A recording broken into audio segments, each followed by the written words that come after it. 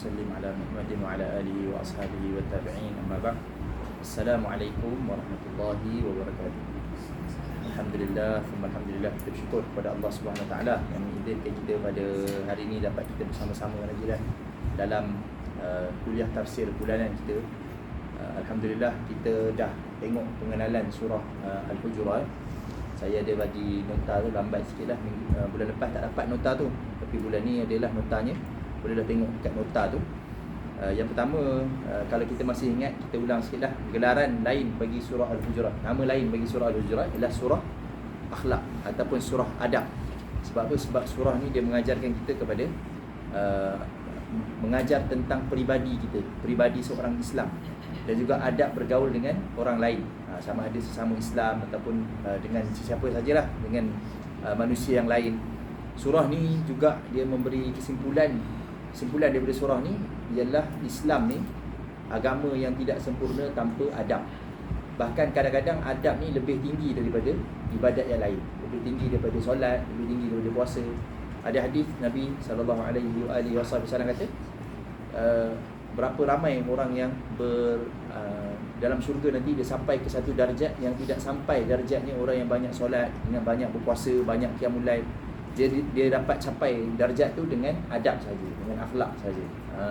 Dan manusia pun sama. Kalau kita tengok manusia kan, manusia ni dia akan tengok adab dulu sebelum tengok benda lain. Dia akan tengok adab dulu. Dia tak kata macam bagus dia banyak sembahyang, tak tengok solat dulu. Dia akan tengok adab dulu, tengok akhlak dulu. Kalau tengok adab orang tu dengan sesama kawan, dengan sesama saudara dia tu tak elok, nanti kita akan kata sendiri, secara automatik kita akan kata macam baik tak payah sembahyang. Manusia akan cakap macam tu Sebab apa? Sebab memang macam tu. Memang macam tu Allah Ta'ala tetapkan dunia ni memang kita akan tengok adab dulu. Dalam surah ni ada 6 tema utama. Tema utama dia ada 6. Kita tengok satu-satu. Nanti kita akan tengok satu-satu lah. Bukan hari ni habiskan, tapi satu-satu kita akan jumpa lah. Yang pertama, adab terhadap Allah dan Rasulullah sallallahu alaihi wasallam. Adab dengan Allah dan juga adab dengan Rasulullah sallallahu alaihi wasallam. Yang kedua, adab bila kita dengar berita kali pertama.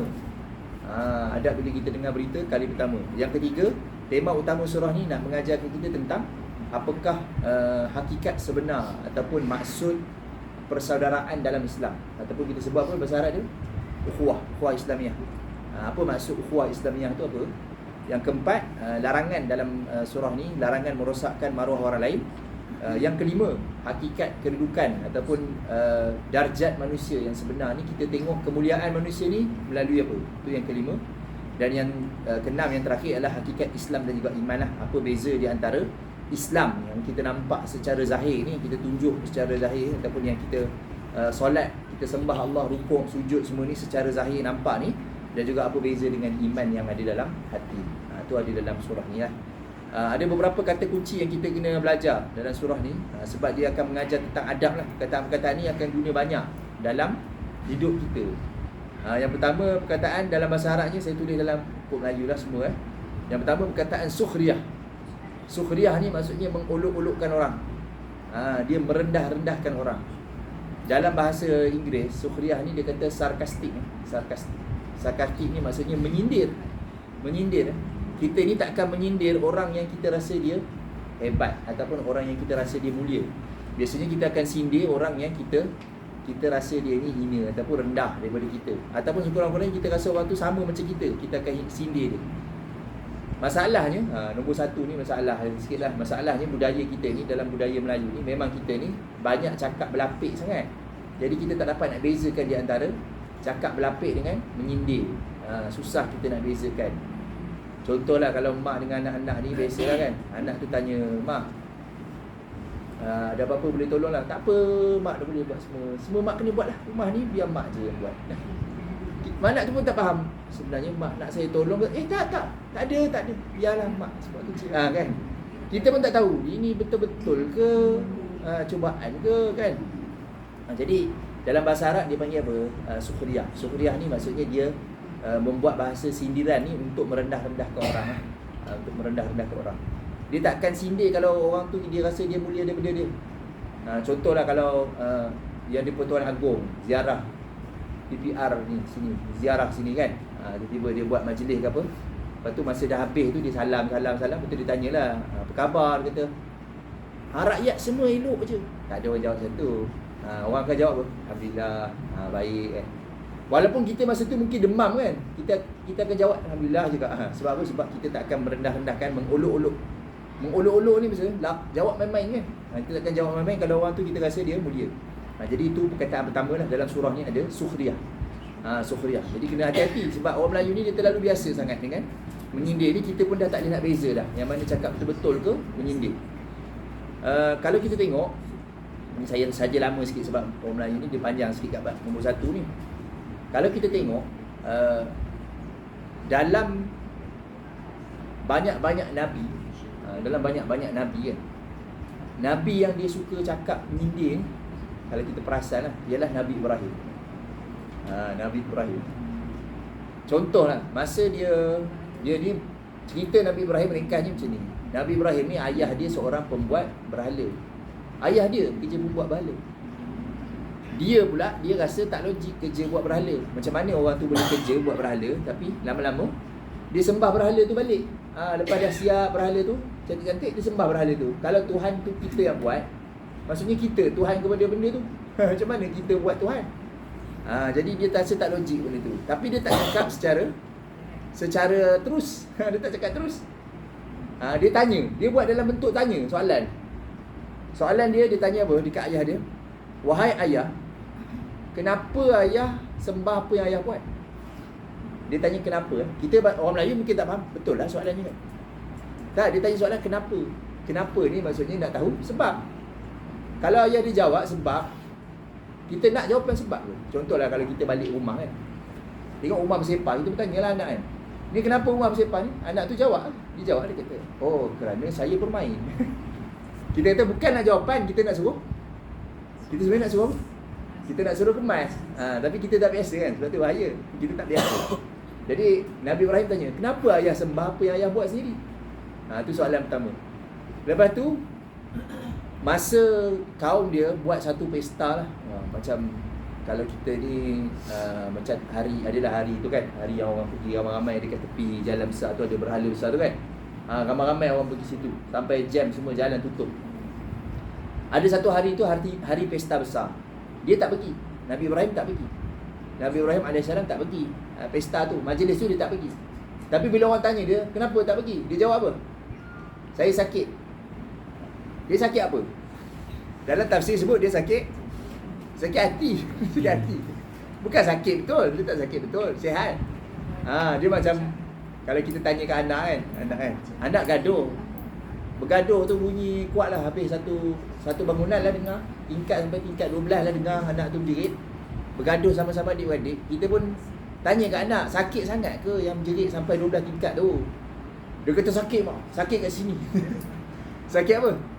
Sakit hati kan. Jadi sama juga, Nabi Ibrahim jawab dia sakit, tapi sebenarnya bukan sakit badan, dia sakit hati. Sebab apa? Dia tak suka dengan orang sembah berhala, tapi dia tak cakap terus. Lepas tu bila kaum dia pergi ke pesta tu, apa dia buat? Dia pergi dekat berhala tu, dia pecahkan kan, betul tak? Tapi sebelum dia pecahkan, dia buat apa? Sebelum pecahkan, dia buat apa? Dia tanya dulu dekat berhala.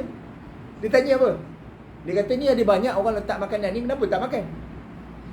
Kenapa tak makan? Kan orang letak makanan kan depan patung-patung kan. Dia tanya, kenapa tak makan ni?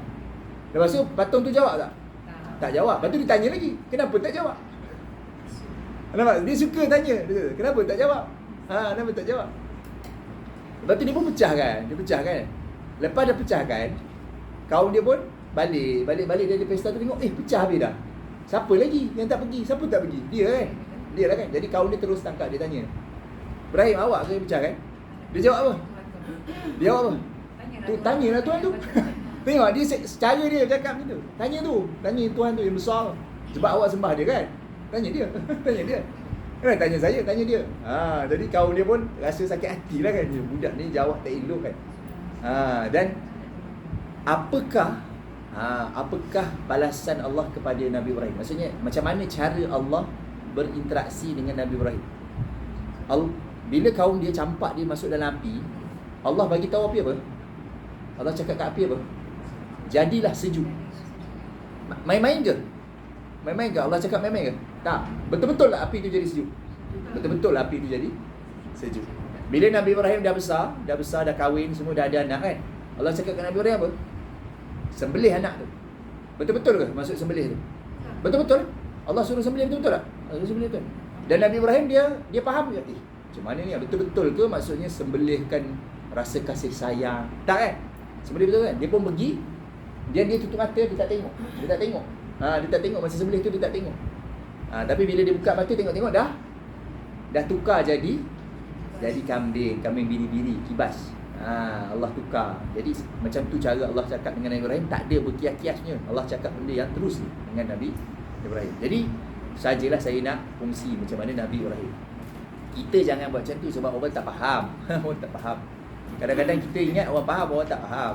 Orang tak faham. Jadi jangan cakap macam tu lah. Jangan cakap olok-olok. Jangan cakap main-main macam tu. Itu nombor satu. Nombor dua, dia panggil lamz. Siapa kat sini tahu surah Al-Humazah? Surah apa Al-Humazah? Surah apa Al-Humazah?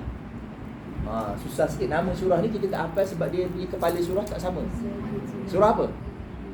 Al-Humazah. Surah apa? Dia start dengan apa surah tu?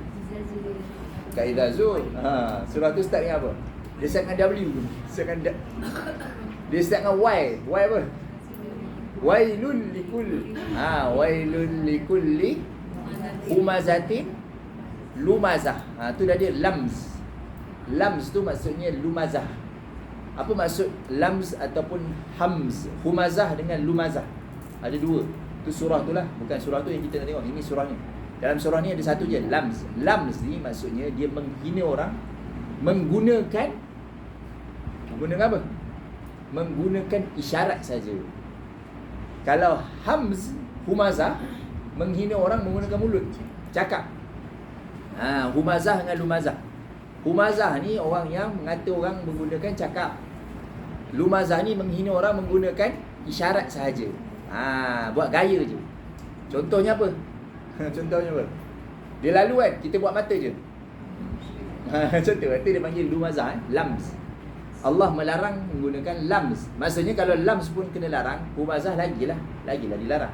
Allah larang kita mencela, menghina orang walaupun menggunakan isyarat saja, gaya. Itu nombor dua.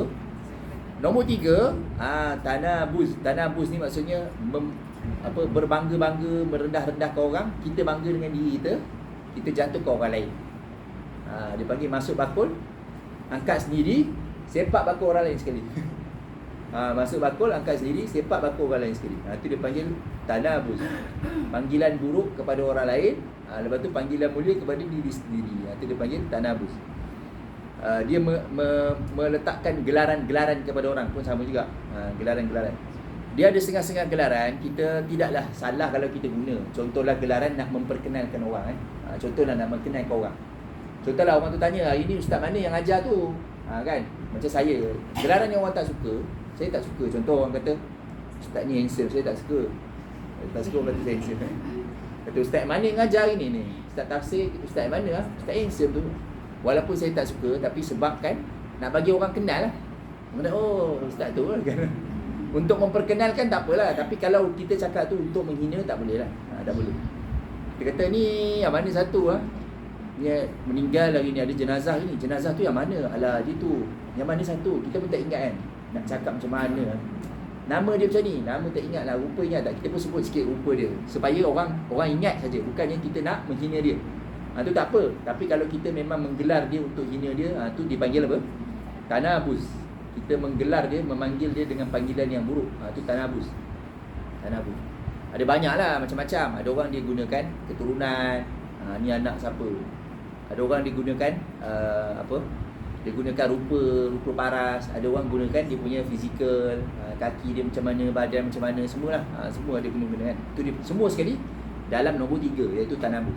Lepas tu yang nombor 4 adalah su'udzan ataupun sangka buruk. Lawan kepada su'udzan apa? Husnudzan. Husnudzan lawan dia su'udzan. Jadi husnu baik, su maksudnya buruk. Nama dia elok, Suhana panggil su. Tak elok lah. Su ni tak elok maksudnya. Su maksudnya buruk. Husnul khatimah maksudnya apa maksud husnul khatimah? Kesudahan yang baik ataupun mati dalam keadaan yang baik. Lawan kepada husnul khatimah apa? Su'ul khatimah. Su' ni maksudnya buruk lah. Su' ni buruk. Jadi su'udzan, sangka buruk. Kita ni biarlah, dia ada satu pepatah kata, kita ni biarlah sangka buruk kepada orang tu sampai 1000 kali. Kalau lepas saya cakap kan, kalau ada orang buat salah, kita kena sangka baikkan dia 1000 kali. 1000 kali sangka baik.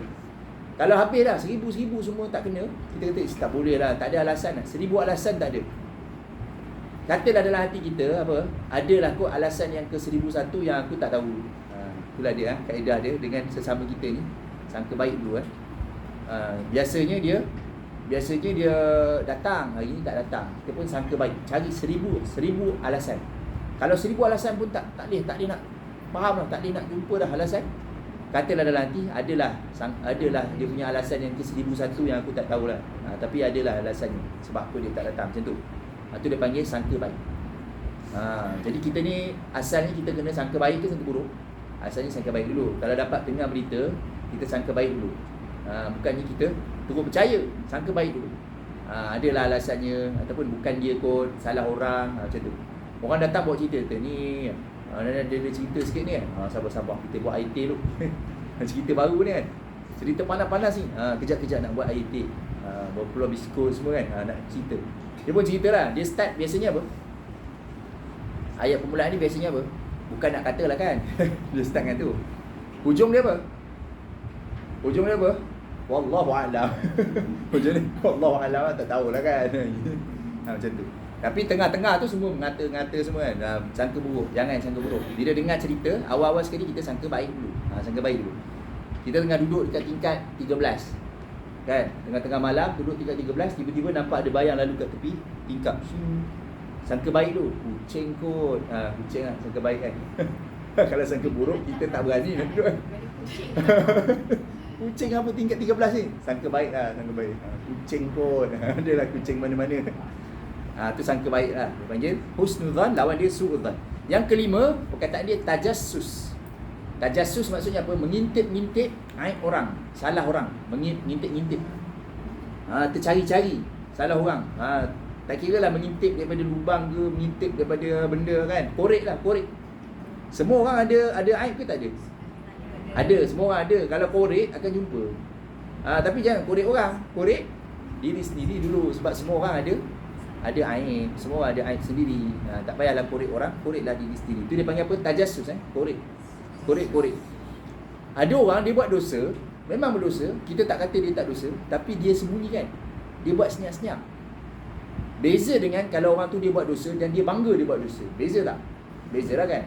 Kalau orang tu dia bangga, kita tegur dia, betul lah sebab dia bangga. Dia kata, awak ni dah lah dosa, lepas tu bangga pula.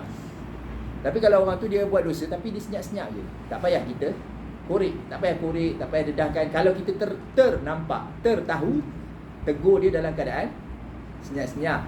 Tak payah tegur di depan orang ramai. Tapi kalau orang tu buat dosa depan orang, kita tegur di depan orang, dia tak boleh cakap-cakap, tak baik tegur depan orang. Lah tadi buat dosa depan orang, sama lah saya tegur je lah. Contoh orang tu tak semayang, tak solat kan. Tak solat. Dia tak solat tapi waktu solat dia sembunyi dalam rumah. Lepas dah habis tu dia keluar kan. Orang tanya dah belum? Dah solat dah dalam rumah tadi kan. Apa tak nampak kat masjid? Lama tak nampak. Ada solat kat rumah tak sihat macam tu. Tapi sebenarnya tak solat tapi dia sembunyikan. Bila dia sembunyikan, Allah tutup aib dia. Jangan kita korek-korek kan. Korek-korek. Waktu solat je kita tengok kat tingkap dia. Tak nampak pun, tak payah. Itu dia panggil tajassus, korek. Tapi ada orang dia tak solat dia bangga. Tak solat dia bangga. Kita kawan aku tak semayang, tengok duit banyak, kereta ada, tak pernah miss lah bayar bulan-bulan.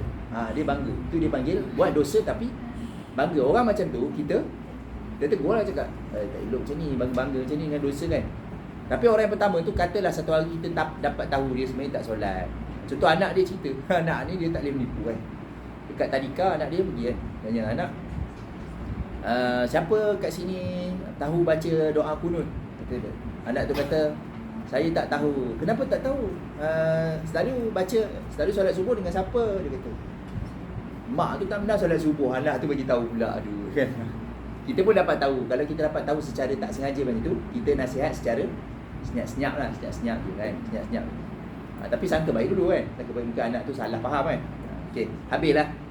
Yang keenam, ada satu lagi istilah dia panggil apa? Ghibah. Ghibah ni datang daripada perkataan ghaib. Apa maksud ghaib? Benda-benda ghaib maksudnya apa? Benda-benda yang tak nampak kan. Jadi ribah ni maksudnya kita mengata orang waktu orang tu tak ada. Itu dia panggil ribah. Dalam bahasa Melayu apa sebut? Mengumpat. Kalau kita mengata depan-depan, itu dia panggil lams yang nombor 2 tu. Tu mengata depan-depan. Depan-depan mengata.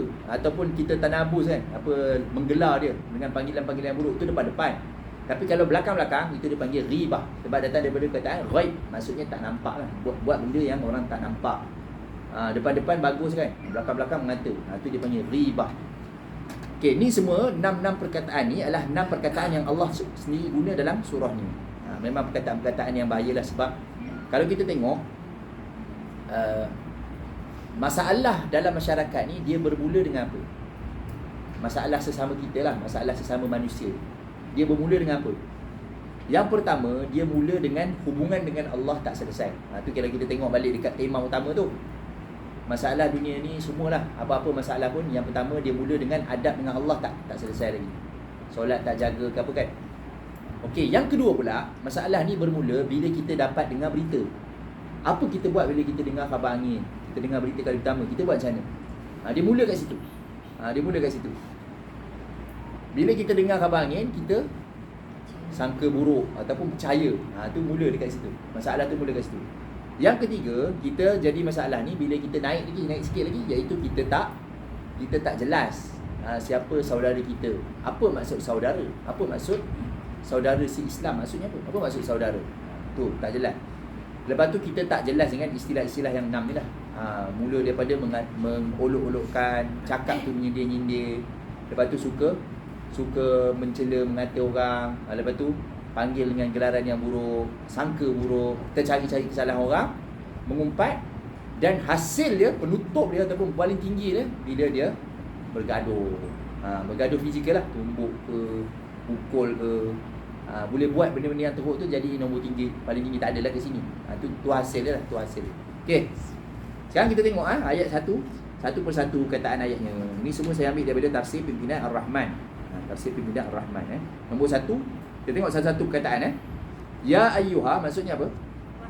Wahai. Dalam bahasa Arab, wahai ni ya je. Ayyuha tu sebenarnya apa? Ayyuha tu panggilan wahai juga untuk orang yang kita sayang, panggilan lembut. Saya pernah sebut kan, ayyuha ni maksudnya panggilan lembut. Ayyuha ni maksudnya panggilan lembut. Dalam Quran, Allah selalu guna ayyuha untuk orang yang beriman, panggilan lembut, panggilan baik. Panggilan yang baik, panggilan yang lembut. Macam orang cakap dengan kekasih, macam orang yang bercakap dengan anak, macam tu. Itu maksud ayyuha tu. Dia wahai dalam bahasa Melayu ni. Wahai. Macam mana? Azan. Macam mana? Macam azan. Macam Azan. azan. Azan. Azan. Macam azan. Hayya. Tak, bukan. Betul. Itu ha pedas. Azan guna ha, hayya. Ini bukan hayya, ini ayyuha. Ayyuha macam tu. Betul. Dalam bahasa Melayu ni ada orang kata, saya pun pernah dengar, dia kata perkataan ayuh tu dia datang daripada perkataan bahasa Arab ayyuha. Saya pernah dengar juga orang kata macam tu. Tak tahulah, memang banyak dalam bahasa Melayu ni sebenarnya asalnya dalam bahasa Arab, cuma kita dah tukar-tukar baris, dalam orang tak tahu kan. Orang tak tahu asal usul dia. Ada orang kata dalam bahasa Melayu ni kalau kita buang perkataan bahasa Arab, tinggal 30% je. Maksud 70% perkataan dalam bahasa Melayu ni semuanya datang daripada bahasa Arab kan. Banyak kan. Cuma cara kita sebut dia tak kena lah. Cara sebut tu tak sama dengan Arab kan. Jadi contoh kat sini, ayyuha, cara panggil dia wahai, tapi panggilan lembut. Dia beza kalau orang tu dia kata woi, woi kan. Woi dengan dalam bahasa Arab lah. Kalau dalam bahasa Arab ni macam wahai, macam tu. Wahai tu maksudnya ayyuha. Alladzina, wahai orang-orang yang. Alladzina, orang-orang yang dia zal kat gigi itu kalau kita belajar tajwid lah. Dalam bahasa Arab ada 3 huruf yang lidah kita dekat celah-celah gigi. Za, dia ada 3 huruf apa dia? Yang pertama huruf tha. Cuba sebut. Tha. Contohnya macam surah paling pendek dalam Al-Quran. Inna a'tainakal kautsar. Sar. Cuba sebut kautsar. Sepatutnya tak bunyi berdesing. Kautsar tu berdesing namanya. Sepatutnya tak bunyi berdesing. Walaupun saya tutup mata, saya boleh dengar. Ada orang tak letak lidah dia dekat gigi. Tu Huruf yang pertama huruf ta. Inna a'tainakal kautsar. Cuba sebut kautsar. Dia kena tak bunyi s. Kalau bunyi kausar tu salah. Kalau dia bunyi s, salah. Nombor 3 dalam bahasa Arab apa? Wahid, ithnani. Nombor 3 apa? Thalathah. Dia tak ada bunyi salasah. Tak ada bunyi berdesing Itu sama juga, huruf yang sama. Letak lidah dekat tengah-tengah gigi Yang kedua huruf zal. Ni dah dia, allazi. Cuba sebut allazi. Siratal ladzi. Dia sepatutnya lidah dekat gigi Itu yang kedua. Dia ada beza sebab kalau kita tak letak kat gigi, dia akan bunyi berdesing. Siratal ladzi. Kita akan dengar bunyi berdesing. Macam bunyi lebah. Itu sebab dia tak letak kat gigi kan. Itu yang kedua. Yang ketiga huruf apa? Huruf dha. Huruf dha. Huruf dha. Macam perkataan zalim. Raja yang zalim. Zalim. Dha. Huruf dha sama juga letak dekat gigi Okay, jadi saya je tu alladzina sajalah, sebab saya nak tunjuk beza dengan allazina. Kalau sebut Z, dia orang baca allazi pula. Ya ayyuhalladzina, wahai orang-orang yang amanu, maksudnya apa? Orang yang telah beriman. Untuk ramai. Amanu untuk ramai. Siapa masih ingat apa asal usul perkataan iman? Saya pernah bagi tahu apa asal usul perkataan iman. Tengok dekat ejaan dalam tulisan Rumi tu. Macam ni aja dah. Amanu kan. Jadi apa asal usul perkataan iman? Apa asal usul perkataan iman? Perkataan iman ni maksudnya aman. Bagus. Siapa ingat bagus. Aman Aman maksudnya apa aman? Selamat lah, selamat. Apa maksud selamat? Maksudnya satu benda tu, maklumat tu telah selamat di dalam hati kita. Selamat dalam hati tu maksudnya dia tak bergerak dah. Beza dengan benda maklumat yang kita baru dengar, dia tak panggil iman. Contoh sekarang kan, kita percaya tak kepada Allah? Percaya tak? Mudah tak kita tergugat? Contoh orang kata, sebenarnya patung ni Tuhan. Kita senang tak percaya? Susah nak percaya kan? Betul tak? Sebab apa? Sebab kita dah ada iman. Maksudnya apa iman? Kepercayaan kepada Allah tu dah aman di dalam hati. Dah tetap, dah tenang. Itu dia panggil aman. Itulah asal usul perkataan iman. Maksudnya benda yang aman, benda yang tetap tenang di dalam hati. Kalau orang tu dia belajar matematik kan, jauh kan, untuk periksa je. Waktu periksa dia dapat jawab, habis periksa dia lupa, tu dia tak panggil iman lagi. Tapi kalau dia selalu guna, hari-hari guna kan, apa nama, RM100, 10% diskaun RM90, laju je kan. Sebab apa? Sebab dah selalu guna, tu dia panggil iman. Sebab dia dah tetap tenang di dalam hati. Tu dia panggil amanu. La tuqaddimu. Cuba sebut la tuqaddimu. Maksudnya janganlah kamu mendahului. Ingat tak perkataan muqaddimah? Apa maksud muqaddimah? Pendahuluan kan. La tuqaddimu maksudnya jangan kita mendahului, jangan potong. Jangan mendahului. Jangan mendahului siapa? Baina yadai. Ni perkataan dia baina yadai. Baina yadai ni maksudnya di hadapan Asalnya maksud baina ni antara. Yadai ni maksudnya dua tangan. Dalam bahasa Arab, bila disebut antara dua tangan, maksudnya depan. Sebab biasanya kita tangan kita macam ni kan. Jadi kalau ada benda di antara dua tangan saya, contoh macam ni kan, ni ada botol air. Ni ada botol air, saya letak macam ni. Kalau saya buat tangan macam ni, maksudnya botol tu duduk kat mana?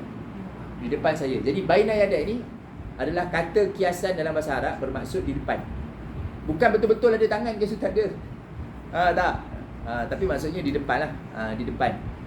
Dalam bahasa Malaysia pula, kalau kita fikirlah asal usul bahasa Malaysia, apa maksud hadapan? Hadapan datang daripada kata apa? Hadap. Hadap tu maksudnya apa? Menghadap, betul tak? Menghadap maksudnya yang kita hadap. Bertangan kita tu maksud hadap. Bila kita sebut, contohlah, hadapilah cabaran ini. Bukan kita suruh kita duduk tengok macam tu kan. Cuba berdepan sikit dengan masalah, jangan lari. Kita pun pergi kat masalah, kita tenung dia kan. Bukan suruh tengok. Tapi dalam bahasa sama juga bahasa Arab, bila sebut baina yadai maksudnya di depan. Okey. Di depan siapa? Jangan kita potong depan siapa? Jangan mendahului depan siapa? Depan Allah. Saya letak baris baina yadaillahi, Allahi. Tengok Allah dalam bahasa Malaysia Allah je. Tapi dalam bahasa Arab dia ha tu boleh baris depan, Allahu. Boleh baris bawah, Allahi, boleh baris depan, boleh baris atas, Allah ha. Semua boleh. Allahu, Allahi, Allah ha. Sama. Semuanya sama. Jangan kita pilih pula. Dia boleh depan, boleh atas, boleh bawah. Dia ada sebab sebenarnya. Sebab apa kenapa dia baris depan, sebab apa kenapa baris atas, baris bawah. Tu kalau belajar bahasa Arab kita akan tahulah. Tapi kalau tak belajar bahasa Arab tak apa. Yang penting kita tahu Allahu boleh, Allahi pun boleh, Allaha pun boleh. Jangan kita mendahului Allah wa rasulihi. Wa tu maksudnya dan. Wa tu pendek je. Maksudnya dan. Nampak je dalam bahasa Arab je wa je. Dan wa sebiji je. Huruf waw pada atas wa. Maksudnya apa? Dan. La apa tadi la? Jangan. Tengok la kat atas tadi. La tuqaddimu. La tu maksudnya jangan. Satu je, sebatang je tapi maksudnya jangan. Jadi kalau lawa jangan dan. Saja melawak Saya ni suka melawak tapi semua orang tak ketawa. Saya cakap sedih kok. Wa rasulihi maksudnya apa? Dan rasulnya. Jadi sama juga dengan perkataan rasul boleh jadi rasulu, rasula, rasuli. Tiga-tiga pun sama je. Dalam bahasa Arab dia boleh baris depan, baris atas, baris bawah. Bahasa Malaysia semua kita Rasulullah je. Rasulullah sallallahu alaihi wasallam. Tapi bahasa Arab dia boleh Rasulullah, Rasulillah, Rasulullah. Tiga-tiga pun boleh. Nama saya apa? Siapa tahu? Dah lama dah kita bertemu. Nama saya siapa? Zainal Abidin. Dalam bahasa Arab dia boleh Zainul Abidin, Zainal Abidin, Zainil Abidin. Tiga-tiga pun orang yang sama. Tapi sebab saya dah daftar kat JPN, kan, mak saya dah, bukan saya, ayah saya daftar kat JPN, tak bolehlah ubah. Tapi kalau ada orang tanya kan, apa beza Abdullah dengan Abdillah Ustaz? Saya tahu Abdillah, Jamal Abdillah. Apa beza? Sama je. Abdullah ke Abdullah ke Abdillah ke sama je. Sama je.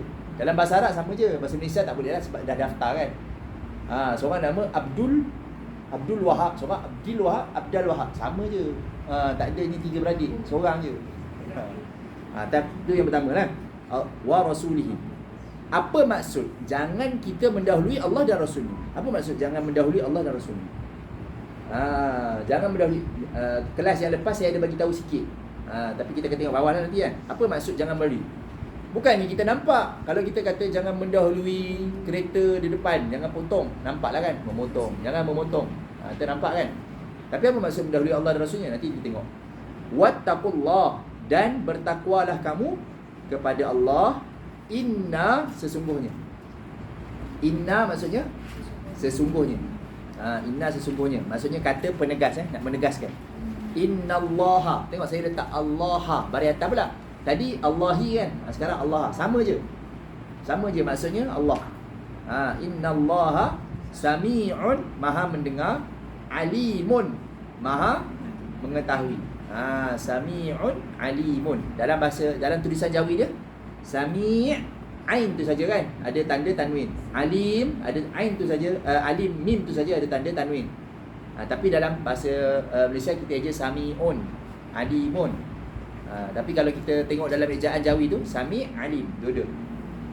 Kalau ada orang nama Sami'un, maksudnya dia ni patut banyak mendengar, bukan banyak cakap. Pakcik Sami'un ni banyak cakap pula. Nama tak kena dengan perbuatan. Tak, Sami'un ni maksudnya mendengar, orang yang banyak mendengar. Tapi kalau Allah kita kata maha mendengar. Alimun maksudnya orang yang maha mengetahui, banyak ilmu. Banyak ilmu. Alimun banyak mengetahui. Kalau orang alim kita tak panggil alimun. Orang yang alim dia guna ain tu panjang. Alimun, alim. Orang yang alim dipanggil alim. Allah alim. Tu beza. Beza ejaan untuk Allah dengan orang. Tu lah. Jadi beza. Penting ni panjang pendek ni. Dalam bahasa Malaysia kita ikut-suka je panjang pendek ni. Tapi dalam bahasa Arab panjang pendek boleh menukar maksud. Kita bagi salam kan. Saya selalu kata orang Melayu ni bagi salam dia suka panjang kat mana? Dekat kok kan. Assalamualaikum. Cuba eja kod Jawi tengok. Ada tak kaf waw mim? Kaf waw mim. Tak ada kan? Tak ada waw pun. Dalam bahasa Arab eja dia macam mana? Assalamualaikum. Pendek je. Kita suka panjang kat belakang. Assalamualaikum. Salah lah. Cuma dia bukan Quran. Bila bukan Quran tak adalah kita nak salahkan tajwid ke apa, tak ada tajwid. Tapi salah dalam bahasa Arab tu salah lah. Arab tak baca panjang kat situ. Yang panjang dekat mana? Lam. Assalamu. Assalamualaikum. Macam tu. Assalamualaikum. Tu contohlah orang Melayu ni suka panjang ikut suka. Mana-mana je kan. Tapi dalam bahasa Arab penting panjang pendek ni sebab dia bagi kesan kepada maksud. Okey. Jadi alim Allah. Kalau alim manusia. Manusia yang alim. Okey, apa dia adab terhadap Allah dan Rasulnya? Adab terhadap Allah dengan Rasulnya, ini maksudnya apa? Ketaatan mutlak kita kepada syariat Allah. Tidak ada taat yang mutlak melainkan kepada Allah. Taat kepada ibu bapa ada syarat. Taat kepada suami ada syarat. Taat kepada undang-undang ada syarat. Taat kepada raja ada syarat. Semua benda ada syarat. Apa syarat dia? Tidak bercanggah dengan syariat Allah. Taat kepada Allah tidak ada syarat. Semua yang Allah suruh kita wajib ikut, wajib buat. Benda yang Allah larang kita wajib tinggal. Itu dia. Taat kepada Allah ni adalah ketaatan mutlak. Jadi apa maksud jangan mendahului Allah dan Rasulnya? Nombor satu, orang beriman dilarang membuat keputusan, menetapkan hukum atau memandai-mandai dalam urusan agama. Gariskan perkataan apa? Urusan agama. Dalam urusan agama jangan memandai-mandai, jangan mendahului Allah dan Rasulnya dalam urusan agama. Dalam urusan dunia tak apalah, kita nak kaji, nak bincang, nak rancang, nak apa lagi? Nak buat pembaharuan, tak apa. Tapi dalam urusan agama jangan kita potong Allah dan Rasulnya. Itu maksud yang pertama. Yang kedua pula, apa maksud jangan mendahului Allah dan Rasulnya? Ialah jangan buat keputusan atau tindakan yang membelakangi hukum Allah dan ketetapan Rasulullah sallallahu alaihi wasallam. Kita nak pergi berjalan-jalan, pergi ke Vietnam. Pergi ke Anyai lah, dekat sikit. Pergi ke Anyai, dah ambil dah van. Satu van kan, dalam van ada karaoke. Dalam van ada karaoke. Nak pergi sana tu untuk membeli belah, makan, semualah. Kita jangan membelakangi Allah. Tengok dulu waktu solat pukul berapa, nak berhenti kat mana untuk solat, jamak ke tak jamak ke, jamak takdim ke, jamak takhir ke, jamak takdan, maksudnya tak solat. Mana satu? Jangan membelakangi Allah dan Rasulnya. Apa saja perancangan, letak Allah dan Rasulnya dulu. Rancang letak Allah dan Rasulnya dulu. Nak pergi ke satu-satu tempat tu, apa sebab kita pilih tempat tu? Tempat tu cantik, tempat tu menarik. Yang penting adalah bukan tempat maksiat. Tengoklah, jangan mendahului Allah dan Rasulnya. Itu contoh dalam kehidupan seharian. Kita nak pilih nak hantar cucu pergi sekolah. Nak cucu nak hantar tadika mana? Banyaklah pilihan banyak. Yang ni harga macam ni harga macam ni, harga macam ni. Pilihan kita nombor satu adalah yang murah. Salah tu. Nombor satu adalah tengok tadika tu macam mana dia punya jaga agama dulu. Dia ajar anak-anak solat tak? Dia ajar anak-anak adab tak?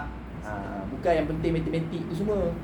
Sains lah, bahasa Inggeris tu bukan kata tak penting, tapi bukan nombor satu. Nombor satunya jangan mendahului apa? Allah dan Rasulnya.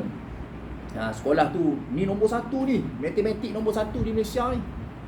Masuk-masuk sekolah tu anak jadi kurang ajar, cakap dengan mak ya, balik-balik tu kurang ajar. Ni beg tinggal je depan pintu. Saya bukan hamba kat rumah ni. Kocang lah ni. Jadi macam tu tak payah sekolah nombor satu. Baik-baik sekolah nombor 10 tak apa. Yang penting adab ada. Jadi jangan mendahului Allah dan Rasulnya.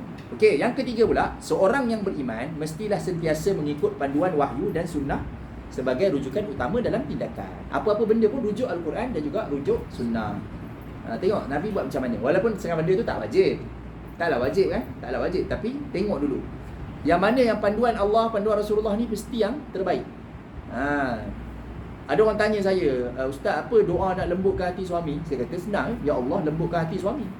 Senang je kan? Sebab apa? Sebab doa ni kita boleh karang sendiri. Tak ada syarat kata kena doa dalam bahasa Arab. Ada ke syarat nak doa kena bahasa Arab? Tak ada. Tapi kalau ada doa yang Nabi ajar, gunakan doa yang Nabi ajar dulu. Walaupun tak wajib. Gunakan doa yang Nabi ajar dulu. Kita baru beli rumah, baru pindah rumah kan. Kita nak buatlah doa selamat, doa semua doa lah kita nak baca kat rumah. Boleh tak? Boleh je. Tapi yang adab dia, kita guna yang Nabi ajar dulu. Apa yang Nabi ajar kalau masuk rumah baru? Baca surah Al-Baqarah. Baca surah Al-Baqarah. Jadi janganlah kita baca doa kita, tak salah. Tapi kita tinggalkan yang surah Al-Baqarah tak baca. Maksudnya apa? Macam tak ada adab lah. Yang Nabi ajar tak buat. Yang Nabi tak ajar kita rajin pula. Rajin pula kan. Yang seeloknya baca sendirilah. Tapi kalau tak pandai baca sendiri, bolehlah panggil orang tolong baca. Tapi yang seeloknya baca sendiri. Kalau tak ada orang pun tak boleh nak panggil, duit tak ada, baca sendiri pun tak pandai, bolehlah kita buka rakaman saja. Tapi dia tak berkesan sangat lah. Saya beritahu awal. Kita rasa takut je malam ni kan. Buka surah Al-Baqarah kan, bagi syaitan lari. Syaitan tu relax je. Hai kan. Sebab rakaman tak berkesan sangat. Saya beritahu siap-siap kan. Dia boleh berkesan, cuma dia tak berkesan sangat. Tak berkesan sangat. Tak seberkesan kita baca sendiri. Tu nombor 1, ayat nombor 1. Ayat nombor 2. Ya ayyuhallazina amanu, sama wahai orang-orang yang beriman. La maksudnya apa? Jangan. Sama juga macam atas tadi, jangan. La tarfa'u. La tarfa'u. Janganlah kamu mengangkat. La tarfa'u, janganlah kamu mengangkat. Aswatakum maksudnya suara-suara kamu. Kalau kita jumpa apa-apa saja perkataan dalam bahasa Arab, belakang dia ada kum. Kum, K-U-M, kum. Assalamualaikum. Kum ni maksudnya kamu semua.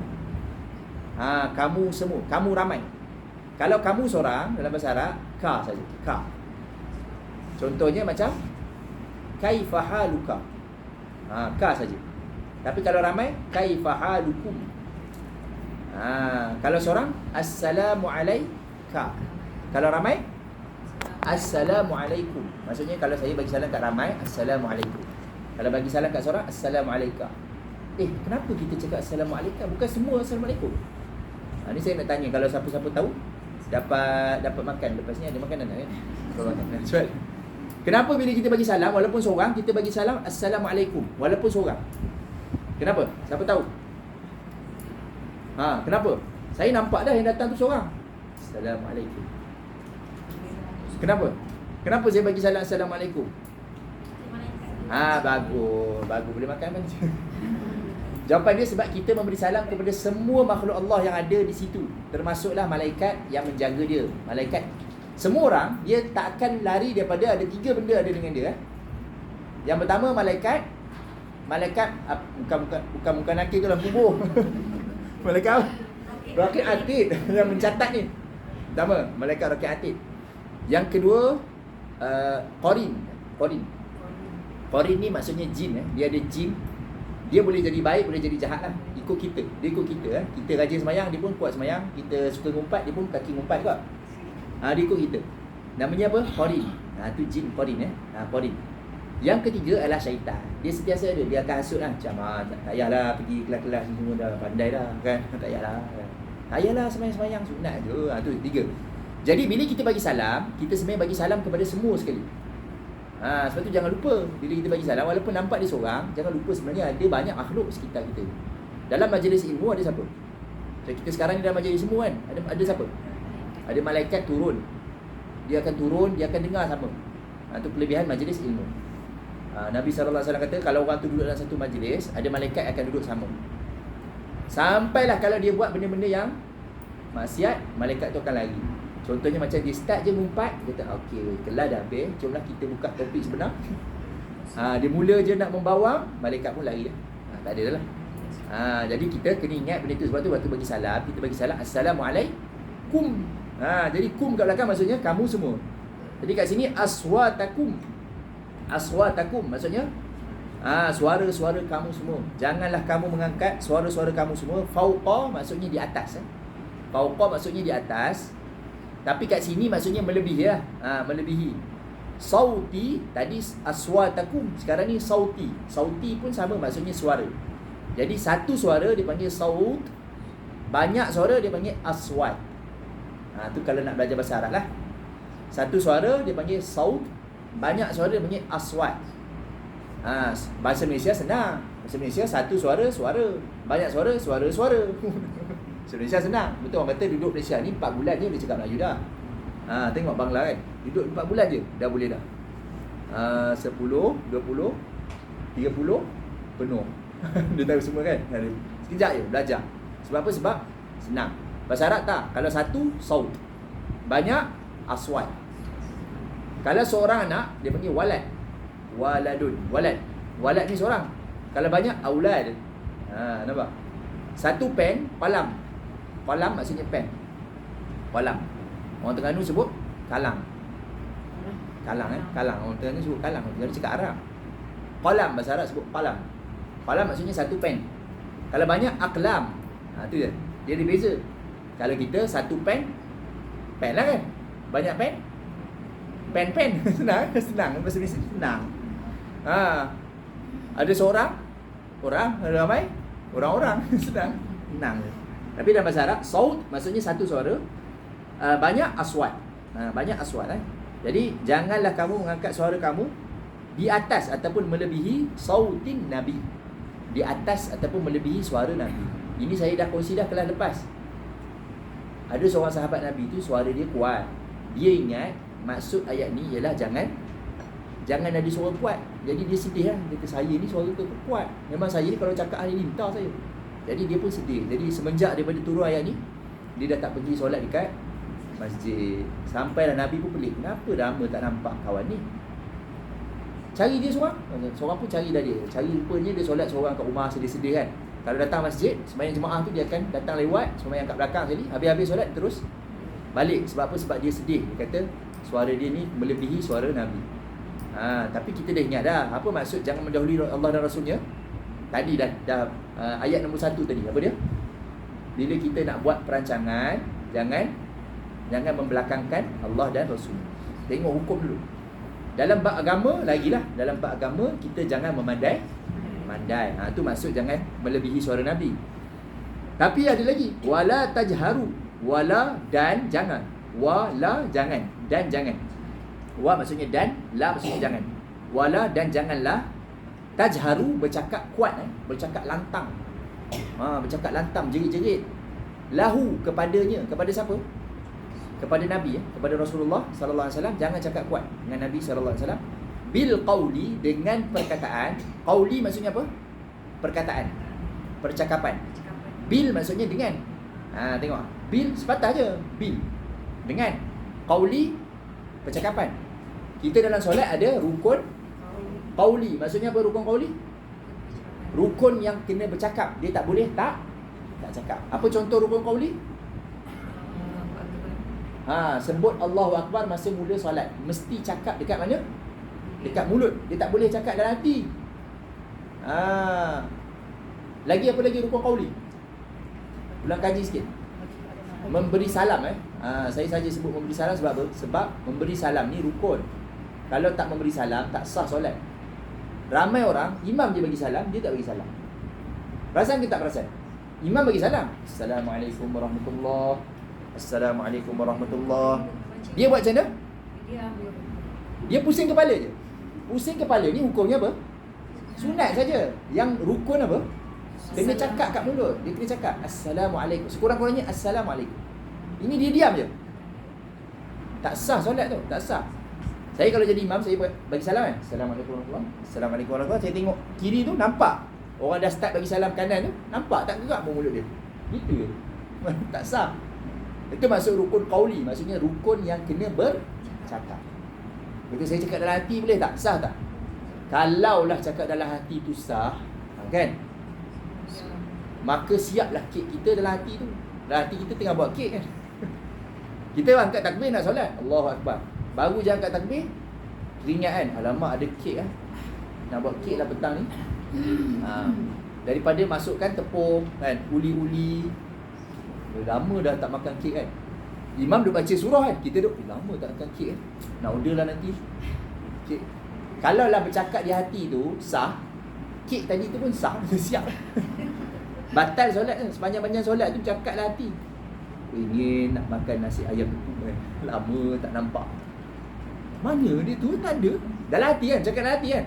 Batal tak solat? Tak batal sebab apa? Cakap dalam hati tak kira. Jadi dia kata saya tak baca Fatihah sebab saya baca dalam hati. Tak kira. Baca dalam hati tak kira.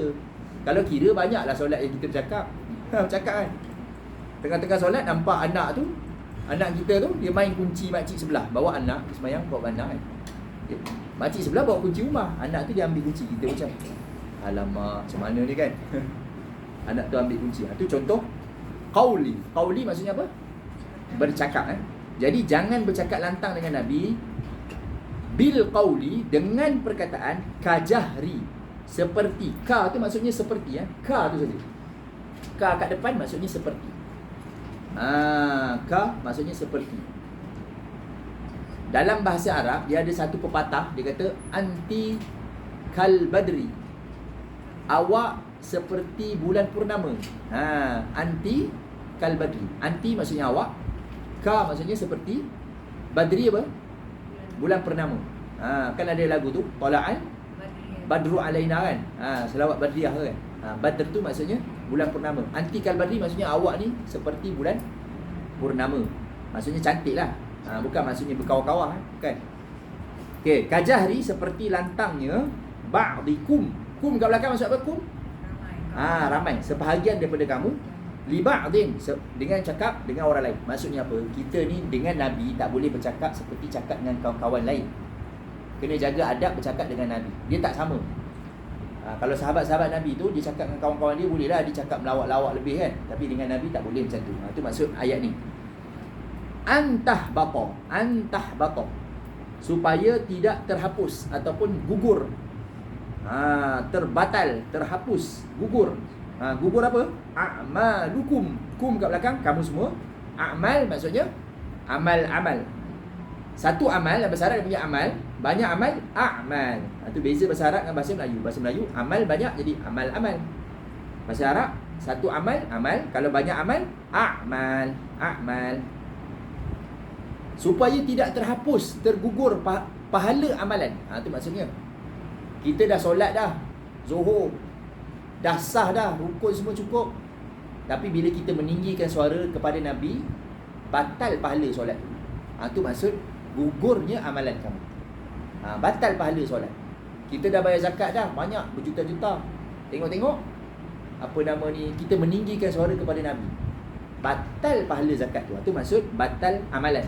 Maksudnya batal pahala amalan. Wa antum, sedangkan kamu. Antum ni maksudnya kamu semua. Kamu semua. Kita pergi kat kelas ustazah tu tanya, apa khabar antum? Siapa antum? Siapa antum? Antum tu maksudnya awak semua.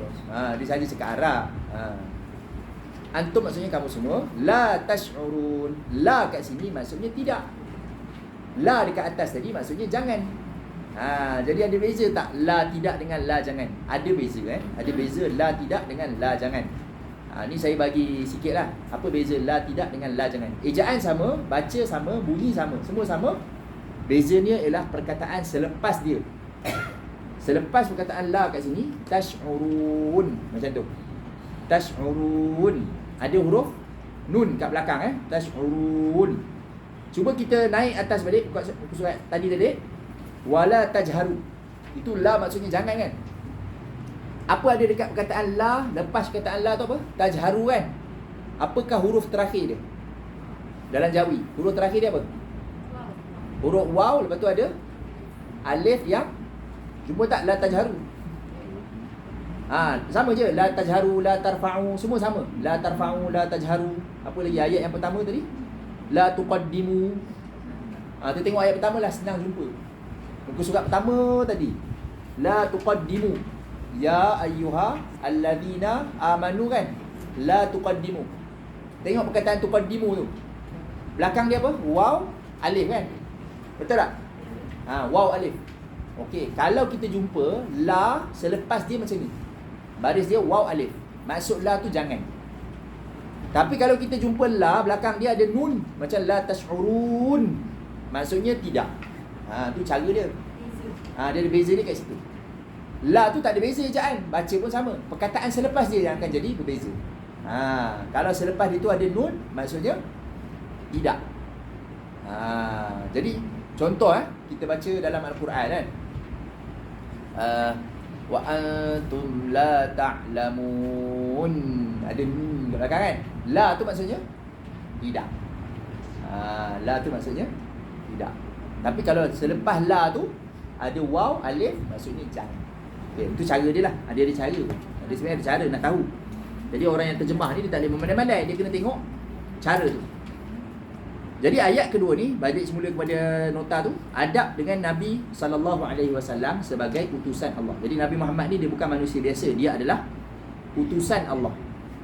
Dia adalah utusan Allah. Maksudnya Allah yang kirim dia. Bukan manusia biasa, dia adalah utusan Allah. Allah yang kirim dia. Yang pertama, kita menghormati Nabi SAW dengan tidak meninggikan suara di hadapan baginda sebagai tanda kemuliaan dan ketertiban. Biarlah tertib. Bila cakap dengan Nabi ni, biar tertib. Tapi zaman Nabi ada kan. Zaman sekarang ni masih bila? Dalam dua keadaan. Tengok kat situ. Keadaan pertama apa?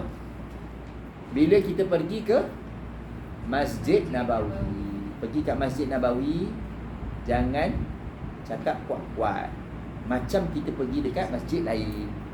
Masjid lain tak apalah nak cakap kuat-kuat, walaupun salah juga, adab pun tak ada kan. Tapi kalau kat masjid lain, Masjid Nabawi, lebih lagi dia punya adab dia sebab Nabi ada di situ. Yang kedua, tak dekat Masjid Nabawi, dekat Malaysia je, dekat surau ni je. Ketika apa? Hadis Nabi SAW dibacakan. Ada orang baca hadis, jangan kita sembang-sembang, cakap-cakap, jangan kita bercakap kuat-kuat masa orang baca hadis Nabi. Dia seolah-olah macam Nabi ada di situ. Macam yang bercakap tu ialah Nabi. Jadi kita kena jaga adab. Dia tak sama. Kalau saya baca, inilah kata-kata Syekh Abdullah Muhammad Basmih dalam tafsirnya Pimpinan Ar-Rahman. Tak apalah kita nak cakap kesembang apa, tak apa. Tapi kalau saya cakap ini hadis Nabi, kena diam. Sebab apa? Sebab takut terbatal amal tadi.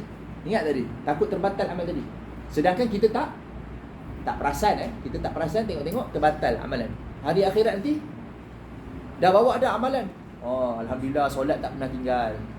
Puasa banyak, sunat semua puasa. Tengoklah banyaklah amalan. Tengok-tengok Allah kata ni semua terbatal semua. Terhapus, hilang macam debu yang ditiup angin. Kita pun pelik. Kenapa ni? Rupanya kita pernah meninggikan suara masa hadis dibacakan. Tu yang takut tu.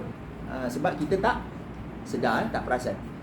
Kedudukan baginda Nabi SAW sebagai utusan Allah. Dia bukan manusia biasa, dia adalah Rasulullah SAW. Yang ketiga, ni poin yang paling penting lah, nombor 3. Dalam Islam, ini saya bagi satu kaedah.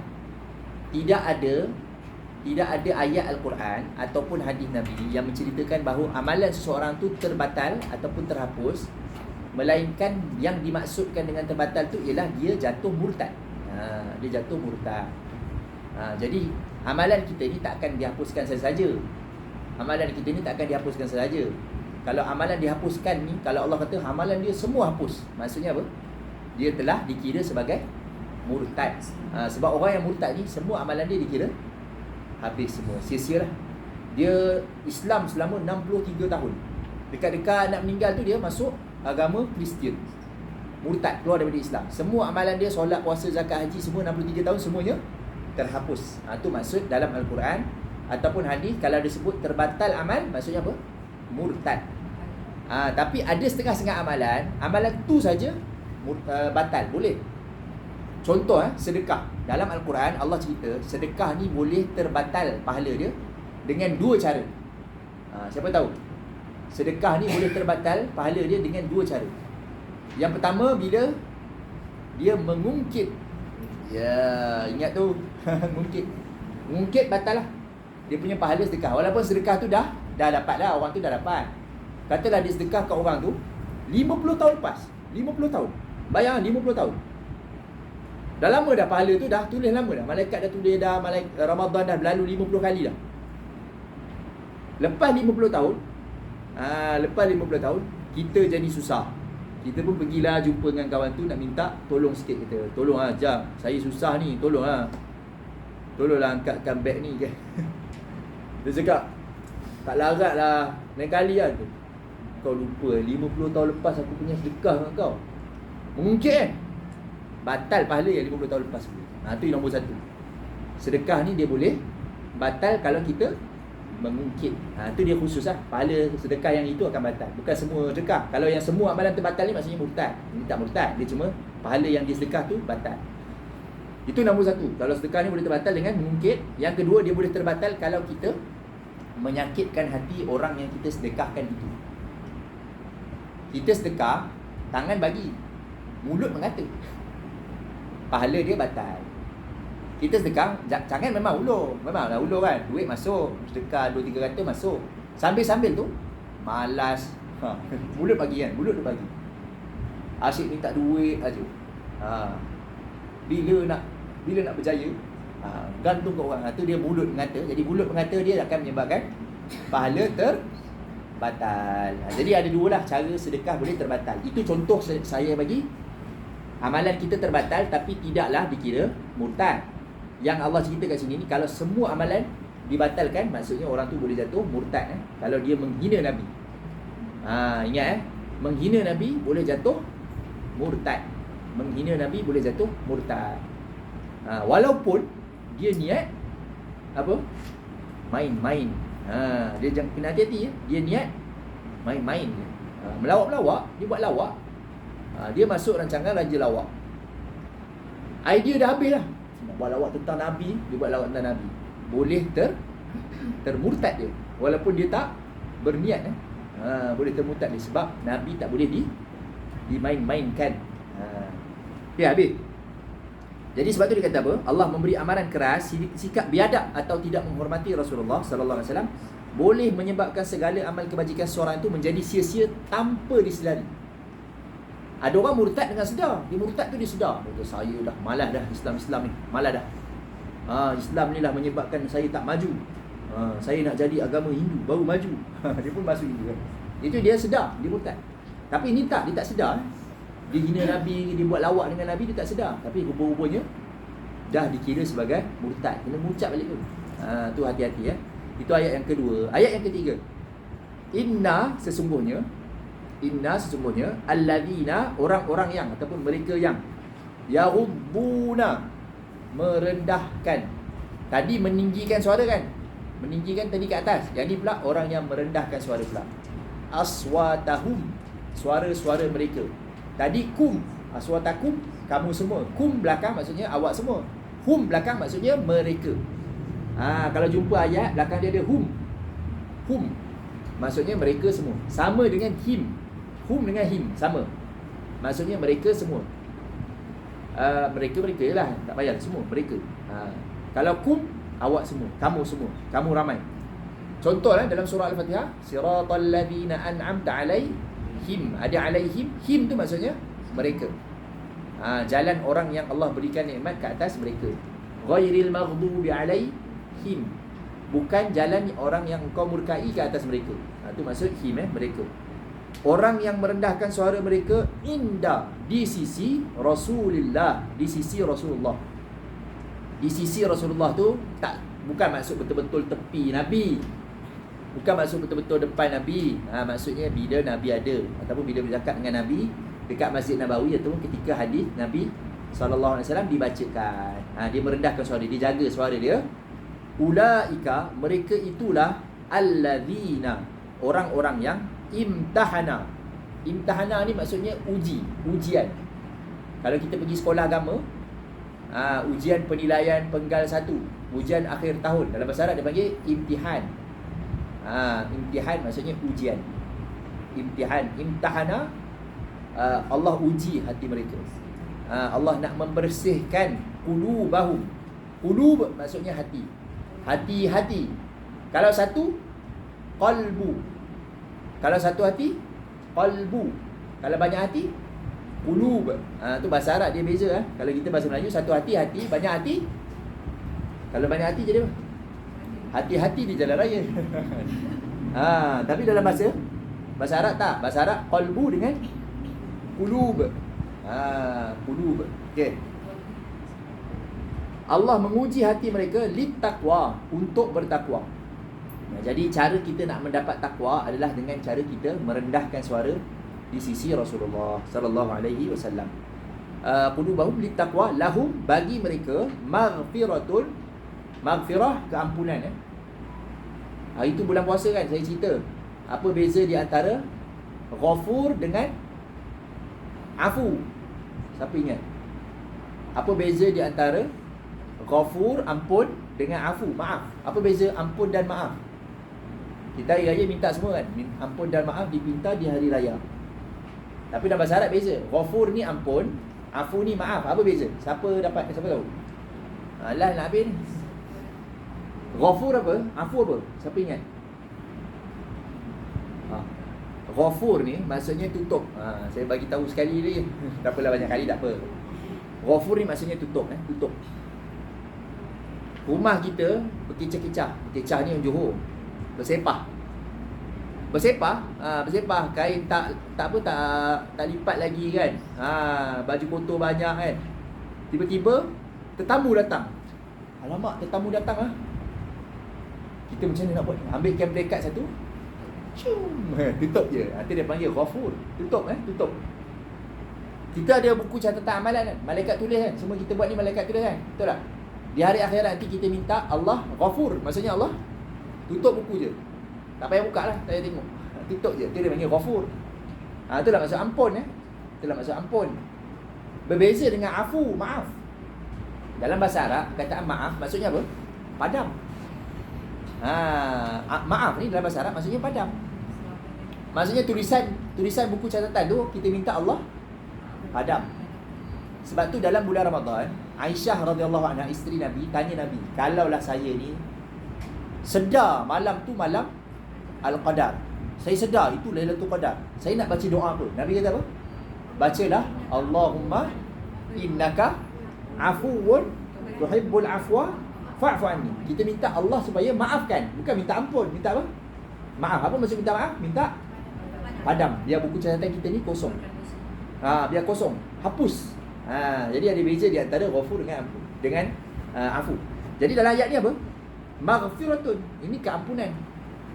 Orang yang berhati-hati di depan Rasulullah sallallahu alaihi wasallam, bercakap tu jaga adab, jaga suara, Allah akan bagi dia maghfirah. Allah akan tutup dia punya aib dia, tutup dosa-dosa dia. Sama ada di dunia ataupun di akhirat. Kat dunia pun ada aib. Semua orang ada aib. Dekat akhirat pun ada aib. Kita minta Allah maghfirah, tutup semua. Wa ajrun azim, dan pahala yang besar. Apa maksud pahala yang besar? Ingat kaedah ni dalam tafsir, kalau ada sebut pahala yang besar, maksudnya ialah syurga. Kalau sebut pahala yang besar, maksudnya ialah syurga. Okey.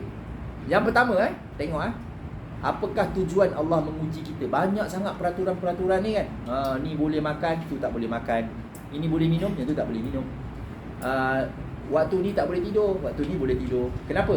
Ada banyak sangat ujian, kenapa? Ujian ni semuanya tujuan dia ialah untuk kita bertakwa. Tujuan utama kita adalah supaya kita mendapat takwa. Kalau dekat dunia, cikgu kan, kenapa cikgu bagi ujian dekat murid-murid? Sebab apa? Dia nak tahu, dia nak tengok peningkatan, ataupun dia nak tahu siapa yang faham tak faham. Kalau cikgu tu dia buat ujian, contoh bulan 1 ada ujian, bulan 2 ada ujian, bulan 3 ada ujian. Bila datang ujian besar, contohnya ujian akhir tahun, ujian nak masuk sekolah menengah contoh kan, ataupun sekolah menengah tu dah habis sekolah menengah SPM, dah habis tu dah habis SRP tu, SPM tu dia ambil, dia dah biasa dah dengan ujian-ujian yang sebelum tu. Jadi sama juga Allah ni bagi banyak ujian supaya kita meningkatkan takwa kita. Kita dah biasa dengan ujian-ujian. Itu tujuan ujian. Itu nombor 1. Yang kedua, Allah menjanjikan keampunan yang luas serta pahala yang besar bagi mereka yang berusaha. Bukan kata kita ni 100% ni sempurna, tidak. Tapi yang penting kita berusaha menjaga adab dengan Rasulullah sallallahu alaihi wasallam. Habislah ayat yang ketiga. Cukup dulu sampai di sini. Insya-Allah kita sambung lagi pada kelas yang akan datang pada muka surat yang ke ayat 4 tu, tajuk ayat 4 tu insya-Allah. Ayat 4 dengan 5 dia satu tema lah, satu tajuk. InsyaAllah. Okay, ada soalan nak tanya? Dalam masa 2 minit ni saya buka kalau ada soalan nak tanya. Silakan. Ya. Contoh tadi kalau macam doa kan. Ya. Kalau orang biasa baca ya ayyuhallazina amanu isbiru wa sabiru. Okey. Dia macam ni Ada setengah-setengah doa dia ada dalam Quran. Kita boleh ambil ayat tu jadikan dia doa kita. Contohnya Rabbana atina fid dunya hasanah wa fil akhirati hasanah wa qina adzabannar. Tu ada ayat Quran, memang ayat macam tu. Kita boleh jadikan doa kita. Apa kelebihan dia? Yang pertama, kita dapat pahala baca Quran. Yang kedua, kita dapat pahala macam kita berdoa lah. Benda yang kita nak tu dapatlah. Ada juga ayat Quran dia bukan dalam bentuk doa. Tapi kita baca tu kita mengharapkan dia doa. Kita mengharapkan dia doa. Contoh dalam Al-Quran Allah kata Allah itu Maha Pengampun. Kita pun baca innallaha ghafurur rahim. Innallaha ghafurur rahim. Itu dipanggil seni dalam berdoa. Seni berdoa, kita tak sebut kita minta Allah ampunkan kita. Kita cuma kata je Allah itu Maha Pengampun. Ulang-ulang Allah Maha Pengampun, Allah Maha Pengampun. Niat kita apa? Kita nak Allah ampunkan kita, tapi kita tak sebut ya Allah ampunkan aku, tak sebut. Kita panggil seni seni dalam berdoa. Dalam berdoa ni dia ada seni. Dia bukan satu cara je. Doa ni minta kan. Macam contohlah saya dahaga. Saya kata tolong ambilkan air, tu minta terus. Tapi ada cara lain, kita kata apa? Ish, cantik mesin kowe baru, tak baru manis tak air dia kan? Itu dia panggil seni dalam meminta. Pergi rumah orang, tengok orang tu tak keluarkan air pun dah lama dah duduk ni kan. Kita pun buat itu seni, namanya seni. Sama juga dalam kita berdoa dengan Allah. Bimbang semua, ada air sini, jangan takut, ada air. Saya tak buka je, ada air Dalam berdoa kadang-kadang kita tak sebut apa yang kita nak. Jadi ayat yang dibacakan tadi tu, ya ayyuhallazina amanu sabiru wasabiru warabitu, ataupun ya ayyuhallazina amanu sabiru wasabiru wattaqullah. Ada dua ayat. Maksud ayat tu sebenarnya bukan doa. Ayat tu apa? Wahai orang-orang yang beriman, bersabarlah kamu dan saling bersabar. Maksudnya kita kena saling pesan kepada kawan-kawan kita supaya bersabar. Dan bertakwalah kepada Allah. Ayat tu suruh kita sabar. Tapi kita baca ayat tu dengan niat supaya Allah jadikan kita orang yang bersabar. Dia bagi seni dalam berdoa. Dia ada banyaklah seni. Dia ada setengah-setengah ayat tak ada seni langsung. Itu orang Melayu mereka. Contohnya apa? Dia baca surah, saya dah cerita dah, saya tak tahu ingat tak ingat. Ada orang, saya tahu ada. Dia baca surah Alam Tara Kaifa, surah Al-Fil. Dia baca Alam Tara Kaifa fa'ala rabbuka, dia berhenti kat situ. Dia tak baca habis. Dia baca Alam Tara Kaifa fa'ala rabbuka. Alam Tara Kaifa fa'ala rabbuka. Masih di tengah mengurut. Dia kata minta Allah. Tengah ada orang tahu. Saya tahu je ada orang buat ni. Dia kata tangan ni, urat-urat ni dah tersimpul kan. Dia duduk, sambil dia urat, duduk urut tu dia duduk baca Alam Tara Kaifa fa'ala rabbuka. Dia minta Allah buka urat-urat simpul tu. Itu salah lah. Sebab maksud tak kena benda. Rabbuka maksudnya apa? Apa maksud ma rabbuka? Nanti mati tanya kan. Tuhan kamu, apa kena-mengena dengan buka ni? Tak ada. Itu memandai-mandai tu. Tapi memang ada, saya pernah, memang ada tukang urut dia suka baca. Kita pergi kat tukang urut tu, cuba dengar dia duk baca apa kat mulut kan. Dia duk baca Alam Tara Kaifa fa'ala rabbuka. Alam Tara Kaifa fa'ala rabbuka. Dah lama tak bersenam tu buat simpul-simpul ni. Dia duk Alam Tara Kaifa fa'ala rabbuka. Kita pelik. Apa hal baca surah Al-Fil, dia suruh gajah ke tolong tekan kita. Kita dia ingat sebab tu. Rupanya dia duk ambil perkataan buka tu. Salah, itu salah. Tak boleh macam tu. Dia mesti ayat tu ada kaitan dengan benda yang kita minta. Itulah dia cara nak berdoa. Jadi dia ada dua seni lah. Satu seni dia kita minta terus. Satu lagi kita baca ayat yang bukan minta, tapi kita gunakan sifat Allah. Ayat tu cerita tentang Allah ke apa kan. Kita cuma baca je ayat tu dengan niat Allah bagi. Dah, wallah. Ada lagi soalan lain? Tak ada dah. Okey, terima kasih banyak sudi meluangkan masa, meluangkan masa. Minta maaf banyaklah kalau ada. Ya. Betul, kita kena tahu maksud dia. Tengok maksud dia. Dia sebenarnya apa-apa pun doa ni, dia nak mujarab doa tu kalau kita faham maksud dia. Apa buktinya? Ni saya dah tutup dengan ni lah. Apa buktinya kalau kita baca Quran, baca doa, kalau kita faham, lebih mujarab kalau kita faham. Apa buktinya? Kalau tak faham, tak mujarab ke? Jawapan dia, kalau kita tersasul, Allah kira tak? Kalau kita tersasul, ataupun kalau kita melatah, Allah kira tak? Tak kan? Maksudnya apa? Benda yang kita cakap kat mulut, tanpa kita niat di hati, Allah tak kira, betul tak? Jadi bayangkan kalau doa tu kita tak faham pun, macam mana Allah nak kira? Allah nak kira apa? Jadi macam itulah. Sebab itulah kita belajar bahasa Arab ni, kita belajar tafsir ni, kita tengok satu-satu perkataan tu supaya kita tahu maksud dia. Jadi lebih mujarab lah. Saya taklah kata Allah tak terima langsung. Kita tak tahu. Allah Ta'ala ni Maha Pemurah. Cuma lebih mujarab kalau kita faham dan tahu maksud dia. Jadi kalau nak amalkan doa daripada Quran ke apa, tengok terjemahan dulu. Ada kena-mengena tak? Kalau tak ada kena-mengena, dia kata, mana perkataan buka tak ada ni? Tak ada perkataan buka, tak payah guna lah. Carilah perkataan urat ke apa. Satu lagi Ustaz. Ya, ya. Tabban yada abi lahabin wa tab. Ha. Dia kata kalau anjing kejar kita baca. Ah, sama. Dia baca ayat tabat yada tu, saya duk tahu. Saya tahu juga. Orang dia kata bila anjing kejar, dia kata watak tu sebab bunyi dia tu. Tab nanti kan dia kena. Tak ada kena-menanya. Tak ada kena-mena. Carilah ayat yang ada kena-mena. Ha. Tapi saya taklah kata berdosa tau, sebab dia masih lagi baca ayat Quran. Dia tak ada dosa, cuma ayat tu tak ada kena-mena. Dia macam budak-budak pula kan. Budak-budak dia tak hafal ayat kursi kan. Dia baru baca adik bata je. Dia balik-balik ngaji lepas maghrib tu, lalu-lalu kan. Ish, pokok tu bergerak sendiri. Bata. Macam tu kan, sebab dia tak tahu. Kita yang tua-tua ni tak tahu ayat kursi ke. Budak-budak tak apalah kan. Ya. Satu lagi, dia baca ayat Nasir. Ha. Dia kata tu intum. Tu ada maksud lah. Tu ada maksud kena-mengena. Dia tu ada maksud kena-mengena. Dalam Allah akan cerita kamu kan. Ha. Dia buat ayat tu. Budak orang tu belajar dia orang ikut dia.